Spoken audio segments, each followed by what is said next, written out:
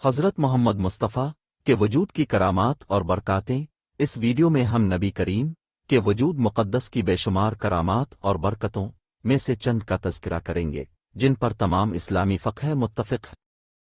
حوالہ کتب احسن المقال جلد 1 اور حیات القلوب جلد 2۔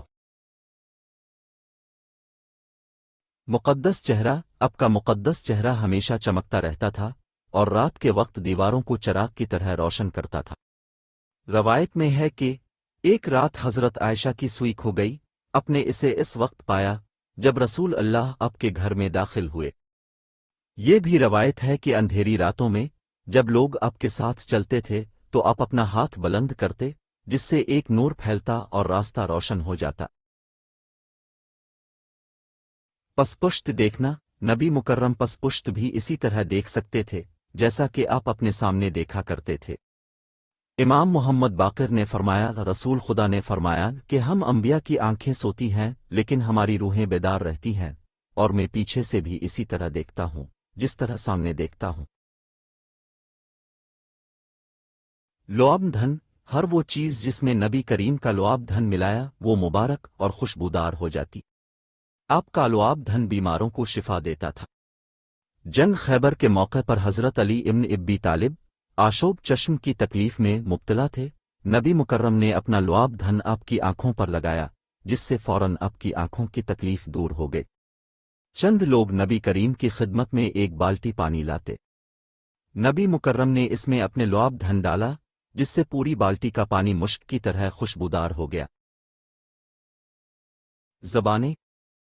رسول اللہ زمین اور افلاق عالم میں رائج تمام زبانیں کامل طور پر بول اور سمجھ سکتے ہیں۔ داڑھی۔ نبی کریم کی داڑھی ریش مبارک گھنی تھی جس کے بال اچھی طرح سے ہمیشہ برابر رہتے تھے۔ آپ کی ریش مبارک میں سفید رنگ کے ساتھ بال تھے جو سورج کی طرح چمکتے تھے جس کے سبب آپ کا چہرہ اقدس نہایت نورانی اور روشن رہتا تھا۔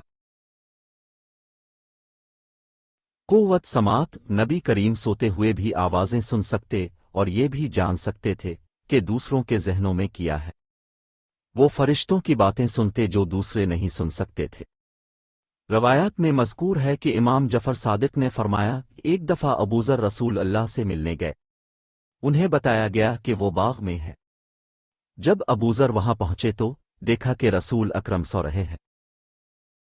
ابوذر نے ایک سوکھی چھڑی لی اور اسے توڑ دیا تاکہ یہ معلوم کر سکیں کہ کیا آپ واقعی سو رہے ہیں۔ رسول اکرم نے آنکھیں کھولیں اور فرمایا، اے ابوذر، کیا تم میرا امتحان لے رہے ہو؟ کیا تم نہیں جانتے کہ میں تمہیں نیند میں اسی طرح دیکھتا اور سنتا ہوں جس طرح بیدار ہونے پر تمہیں دیکھتا اور سنتا ہوں؟ میری آنکھیں سوتی ہیں لیکن روح نہیں۔ جسم مقدس۔ نبی کریم کے جسم مقدس کی خوشبو کے بارے میں یہ مشہور ہے کہ اگر رسول کریم کسی راستے سے 2 دن پہلے گزرتے تو راستے میں پھیلی ہوئی خوشبو سے معلوم ہو جاتا کہ رسول کریم اس راستے سے گزرے ہیں۔ جسمانی طاقت۔ امام محمد باقر اور امام جعفر صادق کی 2 معتبر روایات میں مذکور ہے کہ اللہ تعالیٰ نے ایک مرتبہ جنت سے ہرسا اناج اور گوشت کا سالن نبی کریم کے لیے بھیجا۔ اپنے اس سالن میں سے تناول کیا جس سے جسمانی طاقت میں کئی گنا اضافہ ہو گیا۔ نبی کریم کی جسمانی طاقت کی برابری کوئی نہیں کر سکتا۔ ایک اور روایت میں یہ بھی مذکور ہے کہ ایک مرتبہ نبی کریم نے کمر میں درد کی شکایت کی تو اللہ نے کہا، ہرسا کھا۔ پسینہ۔ لوگ معجزاتی علاج کے لیے نبی کریم کا پسینہ جمع کیا کرتے۔ کوئی بھی چیز اب کے پسینے کی خوشبو کی برابری نہیں کر سکتی تھی۔ لوگ نبی کریم کا خوشبودار پسینہ دیگر خوشبوں کے ساتھ ملا کر رکھتے تو ان کی مہک میں کئی گنا اضافہ ہو جاتا۔ نیز کنکریاں آپ کی ہتھیلی میں خدا کی شان کا ورد کرتی تھیں۔ سایہ۔ جب رسول خدا دھوپ میں چلتے تھے، دھوپ میں سفر کرتے، آپ پھر دھوپ میں ہی کوئی اور کام انجام دیتے تو آپ کے جسم پر نور کا کوئی سایہ نہیں بنتا تھا۔ قدموں کے نشانات۔ جب رسول کریم نرم مٹی یا صحرا کی ریت پر چلتے تو اس پر آپ کے قدموں کے نشان نہیں بنتے تھے۔